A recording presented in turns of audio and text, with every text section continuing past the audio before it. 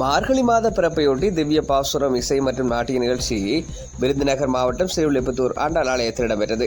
இந்த நிகழ்ச்சியில் சிறப்பு அழைப்பாளராக இசைஞானி இளையராஜா கலந்து கொண்டார். சிறப்பு விருந்தினராக கலந்து கொண்ட இளையராஜாவுக்கு இந்து சமய அறநிலையத்துறை சார்பில் வரவேற்பு அளிக்கப்பட்டது. இதனையடுத்து ஆண்டாள் சன்னதி, நந்தவனம், பெரிய பெருமாள் சன்னதிகளில் இளையராஜா தரிசனம் மேற்கொண்டார்.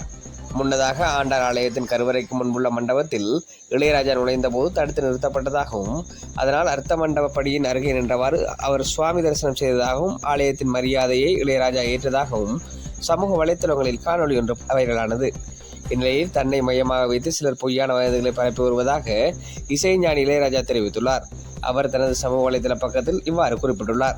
நான் எந்த நேரத்திலும் என்னுடைய சுயமரியாதையை விட்டுக் கொடுப்பவன் அல்ல, விட்டுக் கொடுக்கவும் தயாராக இல்லை. நடக்காத செய்திகளை நடந்ததாக பரப்புகின்றனர். இந்த வதந்திகளை ரசிகர்களும் மக்களும் நம்ப வேண்டாம் என தனது சமூக வலைதள பக்கத்தில் அவர் மேலும் குறிப்பிட்டுள்ளார்.